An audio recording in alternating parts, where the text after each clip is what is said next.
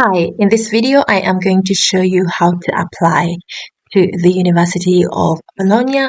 Is in the Ivy League universities in the world, and it has no IELTS. It doesn't require IELTS and has zero application fees. So let's get started by searching from Google, the University of Bologna. This particular candidate wants to apply for a Master in Economics and Public Policy.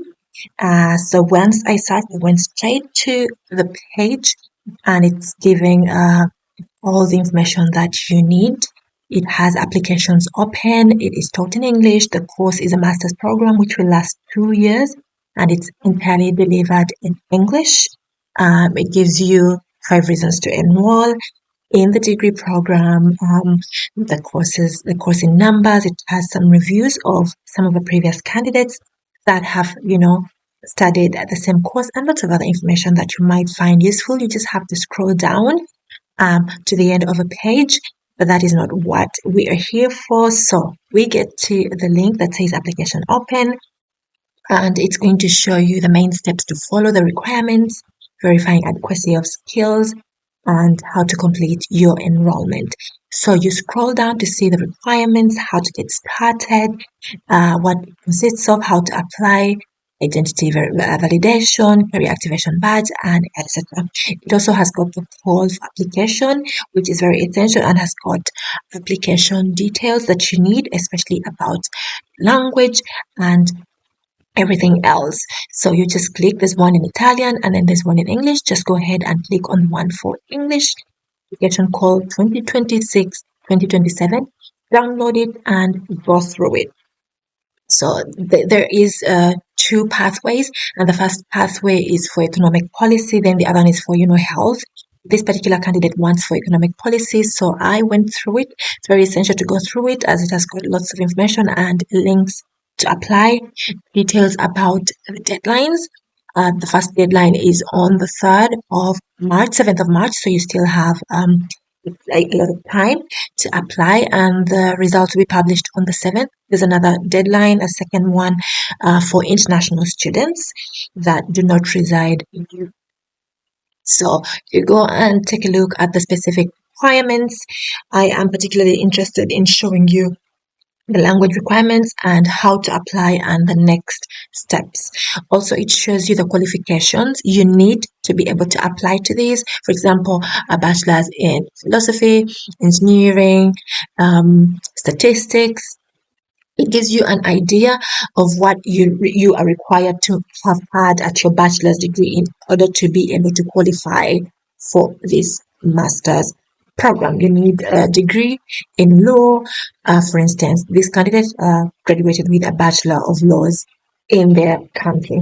So it also gives you information on how to apply and the application portal, which I have been looking for, and I'm going to just click on that.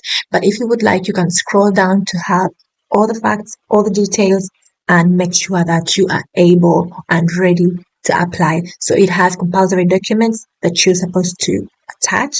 It is very important to know all these requirements before you start the application so that you can have it done in one go if you have everything else prepared.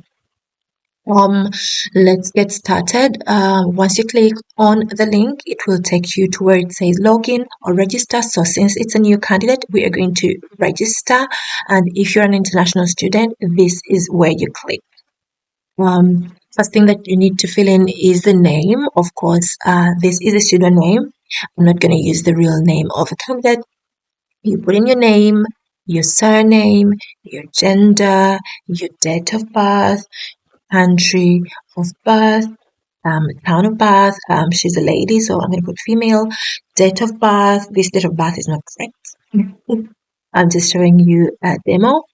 It has got all the details, like the biodata details. I would recommend having your passport page, biodata page nearby so that you're able to just copy and make sure that everything matches what is in your passport. So this person was born in Nigeria, not Uganda. There's a mistake. This person was born in Nigeria on that date in Lagos, not Lagos. Okay, and the country of residence and all of that. citizenship, blah, blah, blah, where they live, and then if you have a second citizenship, you can put it in. However, if you don't have it, you can leave it blank. You definitely have to put your mobile number as well, your email, and to confirm your email, your residence, where you are residing, where you are currently living. Sometimes where you were born is different from where you are residing. And I am trying to fill in all the details so that we go to the next page. They also need your address. So this person is born in Nigeria, definitely. The town of birth is Lagos. Citizenship is Nigeria. If you have another citizenship, you can always put in. If you don't have, you can leave it blank. It's not mandatory. Everything that has got an asterisk is compulsory. Anything else, you can leave blank. Phone number, in, of course, this is pseudo number. It's not, don't call it, please. I just faked the number. The email address, and of course, you go and put it in all the other details. Put in the details up to the end. Make sure that everything with an asterisk is, inserted in. And one other trick that I would like to give you is, after looking at the requirements, is to have them in different windows, have different windows open, one for the requirements and then one for the application, so that you can always just go back and forth in case you want to do it in one go and leave some time to review. Just to make sure that you've gotten everything right. Do not apply once and then submit on the same day, as it is not it's not recommended. You could have made any mistakes. Also, take a good note of the deadlines. You might have some deadlines to catch. Make sure that you use a valid email address. If you use an email address that you have used in the past or that is not valid, it is not going to help you, because they send a one-time password that you're supposed to use to access your account there. So make sure that you put email and an email that is valid and that you can access. So here I am copying and pasting. Makes life really easy. It's not allowed. Okay, let me just type it once again and then go ahead and put the other requirements. So they do have this really annoying reCAPTCHA thing that comes up on the page. Just click close and it will get off the page. So email is done. Now it's time to put residence. Country of residence is Nigeria, of course, and town of residence is Lagos. And then the street of residence, you put your address. They need a street number, a residence, postal code. If you don't have these things, usually I just put 111 or 2222, but usually in some cities they are there. So this is everything that is needed, and it is the same. So I just say save. As you can see, the email is not allowed. Make sure you use a valid email address. That has been accepted, and once it is accepted, you are asked to confirm your data, and if something is wrong, this is the moment to edit it. And once that is done, you verify CAPTCHA. There's basically a chance to verify CAPTCHA on every page, but it's okay. So moving on to the next stage, you will be sent a one-time password to your email, which you will insert here where it says you, and then afterwards you will move on to the next stage by clicking confirm. And after you confirm, you will be moved on to the next page and the next prompt on what to do.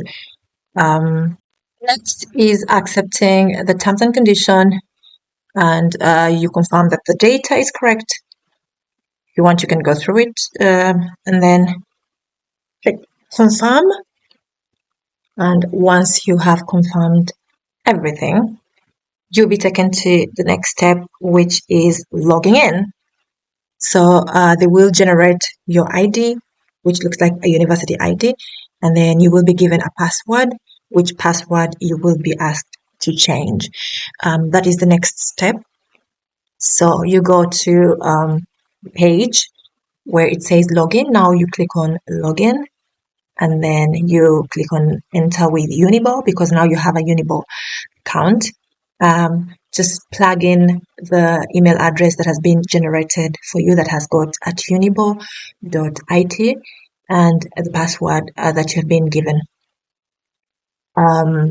Afterwards, click sign in, and then you will be taken to the application page. Now it's time to change your password. You change it from what has been generated for you to the one that you can easily remember, or one that is a little bit complicated or not easy to forge or to remember, just for your safety or the safety of your data. You just go ahead. Once you click, why isn't it working? Let's see. Okay, yeah, we got that right. And then it takes you here. So you change your password. Again, they want to know if you're human, and they bring the same picture. So interesting. Click what's different. Same picture again. Okay, University of Bologna, you could do better than that. We're moving on. Click confirm. Now they've confirmed that I'm a human, and you continue with the application. As you can see, you've got to change the password, and the password has got these rules. It must be at least 8 characters, not more than 30. Why would a password be 30 characters long? At least 2 numeric characters, 4 characters between capital letters of the alphabet, lowercase letters, at least 1 special character from, the special set. As you can see, they say this is unacceptable. It's very simple. So you have got to come up with, I'd say, one that follows the rules, that is considered strong. And once it is considered strong, they're going to give you a green light. This is me trying to forge as many passwords as possible, and they kept on saying, no, that's too simple.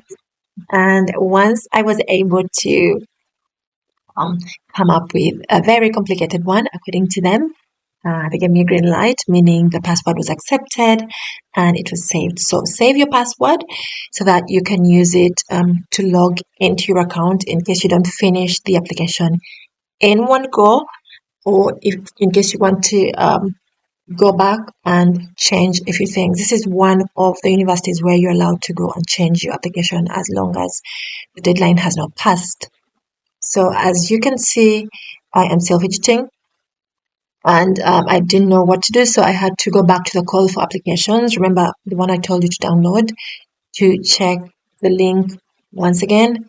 And once I got this login page, I was allowed finally to get to the application page. So finally at the application page, and you click admission application, then it will give you a list of programs. You choose if it is a first cycle program, that is a bachelor's degree, and if it is a second cycle program, which is a laurea magistrale. So I'm going to choose second cycle, as this is a master's program, and this particular candidate is interested in doing a master's degree in policy. So let's scroll down and see where it is.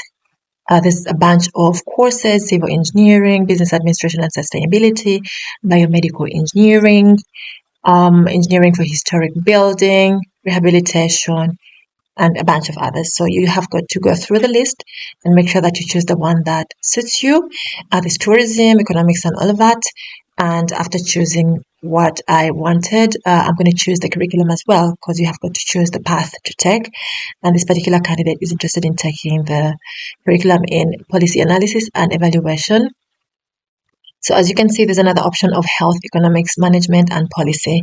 That's not what we're interested in. So we're going to take option 2, which is policy analysis and evaluation. And it says that it's from January 30th, okay, to March 6th. That's the deadline. So takes you here to verify your data, and if there's anything you want to change, this is also a good opportunity, because we filled in the data at registration. Everything is already there. You have got to just check a few things and click next. They also require you to have payment details but they've not been required, so I'm not going to put that. If there's no star or asterisk, I'm not putting those things. I'm not filling them in. So we go to where it says qualification presented on your application, the country where your degree was taken. So this person's degree was in Nigeria. She did a Bachelor of Laws in Nigeria at the University of Lagos. And they ask for the academic degree, the title, then you write it, and then usually they ask for the municipality, the address where the university is located, postal code, and then of course they ask for the secondary school diploma. So this person did the WASHE, I believe it's called, the high school diploma, the official high school diploma of Nigeria, and of course you put all those details in. And once you are ready with the details, you click OK. Moving on to the next page, it's a bunch of statements for you to either accept or not, and then some others that you are going to have to fill in. They're very, very important. So here they ask, I'm a non-EU citizen. I'm a non-EU citizen living in Italy. Non-EU citizen residing outside Italy is where I'm going to click because that's where she resides. There's also an option if you are a Chinese citizen, that is particularly taking in the Marco Polo. It's a very special one for those people. And then finally, you go to the next one. It is basically a summary. As you can see, its amount due is zero. That means that the application fee is zero. And you have got to put your ID number, which is your passport in this case. If you are a European citizen or if you are living in Europe, residing already in Europe, you can put your driving license or your national ID. In this case, we're going to put the passport, then the expiry date. And once that is done, you confirm. It's actually an easy, I would say, application platform. It's not very difficult to navigate. As you can see, once that is done, the application has been accepted, but you have got to put to submit some documents. As you can see, we have got some flags. Once everything is green, that means that everything is ready and your application is set to go. So as you can see, these statements, you have got to indicate the weighted point average for your bachelor degree, and you have got to put final grade. For instance, if it's out of 100, you could say, 89 out of 100. So this particular one got 4.9896 out of 5. That is the CGPA. And they ask if you've already graduated. If you haven't graduated, you can still apply and then put your CGPA thus far that you have attained. And there's a bunch of other things that they require, like your IT skills. If you've got Python, Starter, Microsoft Office, you can always put these things, include them. And if you have had any other training technically, you can include it. And relevant working experience, of course, relevant to this course. They're not talking about all your working experience from your CV. In any case, they have already seen your CV or you're going to attach your CV, so there's no point to repeat these things again. So as you can see, she's been a legal assistant at Deloitte. So that is what is, relevant out of all her work experience. Other working experiences is where now you can put everything else. They need your education and training. You can always add, let's say, seminars, trainings. If you've traveled to go to, let's say, conferences, this is a great point to include all those things. Make sure that you are very specific where you worked and sometimes, what you were doing, your role. They do require other certificates if you have them, like a GMAT or GRE. If you don't have them, as you can see, there's no asterisk. That means that it's not compulsory. So you can put it there, otherwise no. I know this particular candidate has got a GRE, so I will put it there. Now, other languages, if you speak any other language, it's very important that you put it there as well. It doesn't matter if it is not what they call an international language. It could be your native language. Very important to put it there. It also shows that you can easily adapt to new languages or you can easily learn new languages. So this person speaks Igbo. and I just put that it is a native language for them. And moving on to the next one, I think this was the only kind of like tricky part because it has got to be filled in detail. I'm just showing you, um, you know, the highlights. However, there is a lot of detail that has got to be put in, and of course, your personal interests. This is a place where to write your statement of interest, let's say statement of purpose or motivation letter. Why are you interested in doing this? Personal interests as well, other than what is required in the course. For instance, if you play tennis, if you play golf, so that they can see kind of like your character. Okay. Once everything is filled in, I had skipped this, and it is compulsory. So everything is supposed to be filled in, and if you have not done anything, you just put none or not applicable. Overall, I would say for the kind of university it is, having a high ranking in the world, being part of the Ivy League, um, schools or universities, which are the top schools in the world. I think this is very easy and easy to navigate compared to other Italian universities. So I'm going to click save. As you can see, it's now marked green. Yay. Okay. So now it says that to attach, we're going to the next flag. To attach the other documents, you need an English proficiency certificate. And also, if you are exempted, for instance, if you had your bachelor's degree taught in English, you can just attach the transcript. Because usually the transcript shows the language of instruction. It is in the call of application. I read it and I'm very sure. Okay, so here we're attaching the passport. And after passport has been attached, we go on to the next one. And what is needed is the English proficiency for non-native speakers. Obviously, if you come from the countries on the list, if you can look at the call of application, you're required not to attach anything. However, if you're not coming from there, you have got to attach a transcript if you studied your bachelor's in English. Okay, so transcript attached, and also where it says English language proficiency. The evidence that we have is that we studied in English, and that's it. Documents to attach according to the call of application. For non-EU, a copy of your or permit if you already live here. Not really. I am going to look at the call of application one more time just to make sure that I am getting the English proficiency thing right. Okay, so if you have got IELTS, this is the right, place to put it. Or if you have like a TOEFL, this is the right place to put it. Otherwise, you go to the call of application, take a look at it, and see what the requirement is. For this particular one, I am 100% sure that it says, because I read the whole of it, it says that you can attach your transcript if you graduated in English, your course was entirely in English. So here it is, the call of application. You can read through it, you can download it, it's free of charge. And once that is done, once you have attached your transcript, you are pretty much done because they showed you that the application has already been submitted. What we are doing here is to submit the missing documents.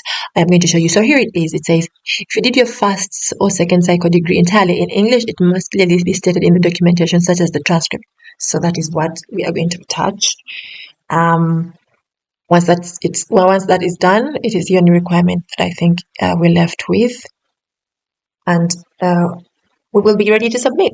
It's really an application I think that you can do in 1 hour after watching this video and after preparing all the the required documents.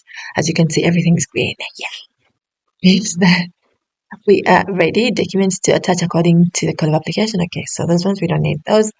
They remind you of the deadline, which is on the 6th of March at 1 o'clock. That is Central European time. And that's it. Thank you for watching. Don't forget to subscribe. Bye. You're sent an email to show that it has been, you submitted your application.